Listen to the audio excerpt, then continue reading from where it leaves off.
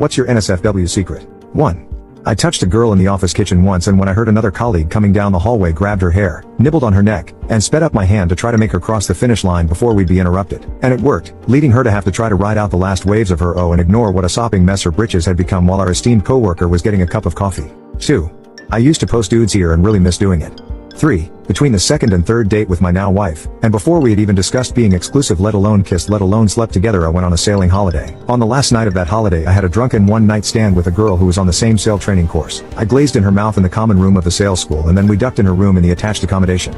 A week later, I had the third date with my wife. Of course, I lied and said there was a girl who I was attracted to, but nothing happened. 15 years later, for some strange reason, I haven't been able to tell her. It isn't the fun time part. We've told each other details about almost everything else in our fun time past. It is the original lie on the third date, I'm afraid to admit. And I don't know why. It was far from my only one night stand, and she had more casual fun time than I did before we met. I think she probably suspects something happened that night. It wouldn't make